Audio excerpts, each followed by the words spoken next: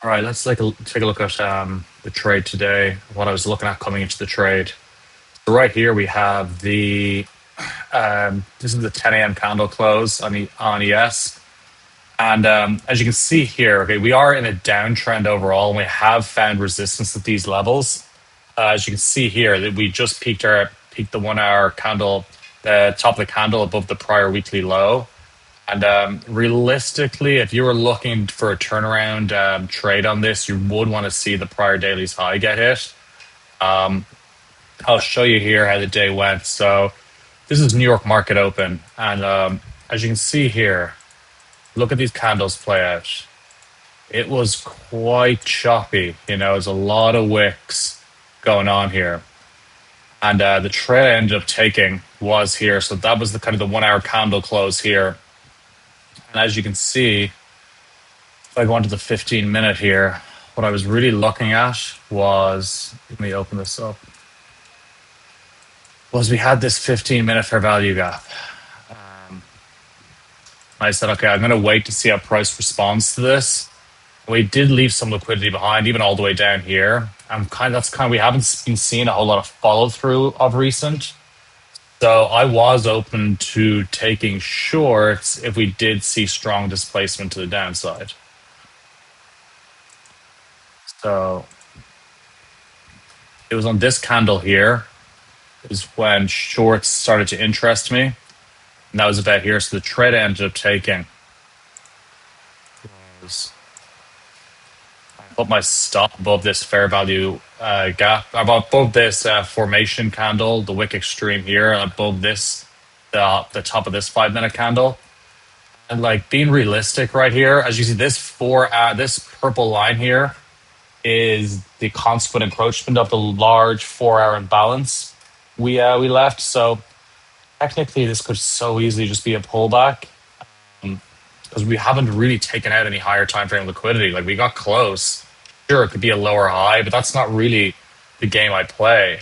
So my take profit was down at this first 5-minute fair value gap, kind of coming into 50% of the range for the 618, which I thought was justified. And it was kind of just going for my fill was about here, like kind of a 1.2 hour trade. It was just really what kind of got me was one, the 15-minute being inversed with momentum. That was it. I thought we were quite overextended, but kind of went against one of my kind of cardinal rules. Really, is it's like don't fight, don't fight strong trend. You can see here, Asia strong. It's even more clear. Look at the 4 hour. The 4 hour we came up and this 4 hour gap, and then the 10 a.m. candle close at the 4 hour. It's just nothing but strength. And as you can see here, all we're doing is coming down to mitigate this fair value gap. But I did think there was a chance that we did see some sort of a rollover here down to midnight to take out this gap. But it was, again, that was just wishful thinking. And as you can see here, the trade came back up and stopped me out, and then it was really rough price action from there on. Yeah, it was just, and that's why really a big learning lesson from today was when you see, and like that's kind of the reason I took the short too. I just this lack of enthusiasm we were seeing here, and this kind of, it looked like it was giving up all steam, and we might see a strong retracement. And once I got the 15-minute confirmation, obviously I said, okay, that's kind of what I wanted to see. But realistically, when you just see this non-directional price action on a Monday, it's just stay away. And I kind of, that was, as I was watching this, it kind of got to 10:30, 10:25. I was like, oh, this is a no trade day. It was only when I saw that directional movement come into the market and that 15-minute inverse, I said, you know what, there actually might be a trade here, but I should be better just walking away at this point, knowing it is a Monday. Thankfully, it was only a half hour day. That's why I downsized on Mondays. Like, it was a tough day to trade. There's no super obvious trades to me here. Like here, there's nothing to get involved in. This was the only trade that, like, I'm sure a lot of other traders took the same thing, but there was some merit.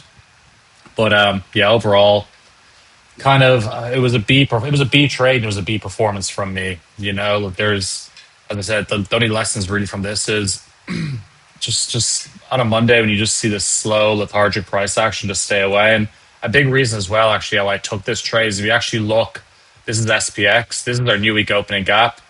This 15-minute candle close is the 15-minute candle close I went short on, and this is a compelling draw. This is one of the strongest draws you can have. Is coming down to at least fill 50% of the new week opening gap. So that's kind of what I was shooting for.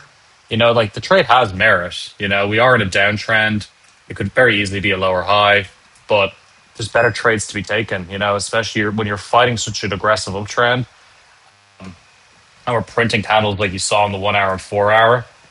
You're just better off staying away unless you can find a clean long going up towards prior day's high. Yeah, I should have just sat this one out again. There's no real damage done to the account. It was just kind of sloppy. I kind of knew it was a B trade when I entered it, and I still did it anyway. I think a lot of that was compounded by the fact of me kind of not taking the trade as serious, knowing I was going in with half R.